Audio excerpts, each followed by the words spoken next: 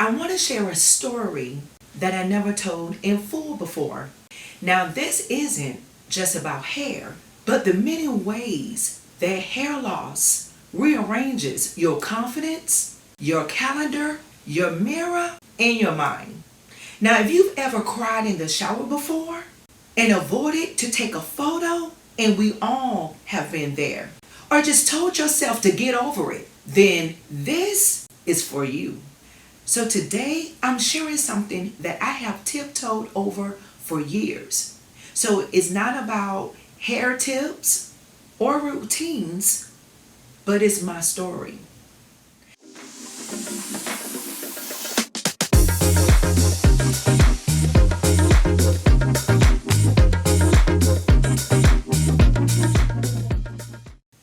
Love, I'm Morello Kane, your trichologist, your hair coach, one who believes that healing doesn't start on the shelf, but at the root.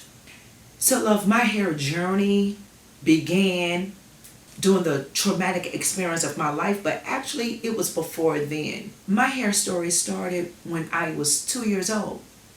So, my mother used to place my hair in individual plaits. And because Similac was very expensive, she was advised to give me pet milk instead of purchasing Similac because it was affordable, especially during those times. And so while she was out in labor having my baby brother, I had an allergic reaction. And as a baby, what I did, because it was at the scalp, I pulled those plaits out from the root. Now, my grandmother actually told me this story because as a child, I always wondered why my hair was different. As a young girl, you tend to look at your friends, your sisters, your cousins. You start to look at all of the women that's in your circle, and you wonder, okay, why am I different? I want the curly hair, the thick hair, the long hair. But no, my hair was just always short. And so my grandmother saw one day how I was venting to her. And she explained to me why my hair was in the condition that it was. Because it was her, again, that found me and saw the fact that my hair was pulled out. And when my mom got home from the hospital, seeing her baby girl with no hair, plugs in her scalp, where I actually pulled my hair out from the root. I actually went through, my teenage years. I had the gift to do hair. So I would just do my own hair. No biggie. Okay, my hair is short. I'll add some hair. I did that, was great at it. People loved the styles and the different things that I did with my hair.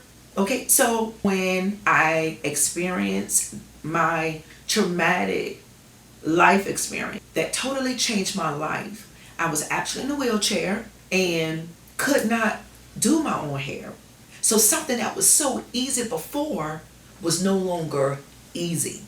And the depression of all of that I went through, my hair was already fragile. Okay, I was doing weaves. I was not licensed. So I was not doing the right things to my hair to begin with. But to make matters even worse, going through that experience, depression and all, my hair was a mess. And I found myself 2 months later, once I got out of the wheelchair, looked in the mirror one day and said, Mariah, you have to move beyond this. And so did my hair. My husband loved it. And I stayed in that place, hiding behind wigs for 7 years. So love, let me say this. I did come out of that. I went and had my scalp assessed because I had to have a surgery. And I went and saw Dr. Nikki Hill. She assessed my scalp and provided an environment for me to actually come out of my mask, to unmask basically in front of my husband and my children that was out in the waiting room. And the healing that actually came from that, my God, So, love, let me tell you this. Healing is in the unmasking. Because in that, all of the things that are buried behind that mask at that time, it is exposed. You're facing it. You're no longer hiding. And that is what it was for me. To look in my husband's eyes and to actually see in my reflection of me taking that wig off, it released the trauma, it released the pain, and it allowed me to move forward. Because as my son said to me, as he held me in his arms, looked in my eyes and said, Mom, I never want to see this wig on your hair in the house again, was truly, truly healing. To have my daughter to say, Mom, you're beautiful. Mom, I love you. My husband, the support. That was healing. But again, it's walking that out.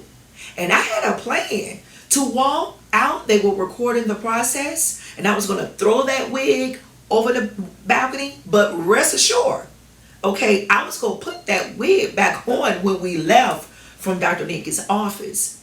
But that was not the case. I left from their love with that wig in the back. I rolled down the windows. That wind hit in my scalp, okay, because the hair was still short. But the victory I felt in overcoming that, in unmasking, God gave me a terminology off of what I was going through, which is dysphoria. And that's using wigs, weave, or makeup to camouflage pain, trauma, or faith in oneself, which gives a false security and restricts from managing stress. Yes, love, dysphoria is what I was going through, what many others are experiencing right now. So, love, let me just say, you can walk that out.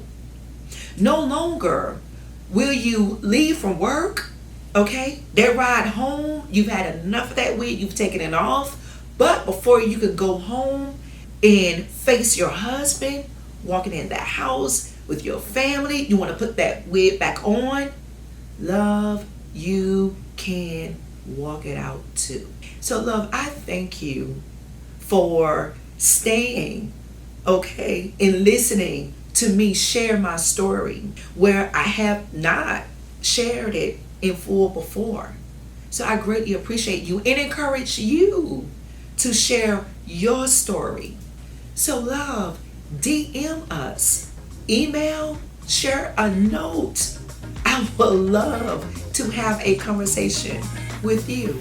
I would love to share and engage in a conversation with you. Visit moraleokane.com. Follow us on all social media at The Hair Debate and at Morale Okane. Don't forget to like and share.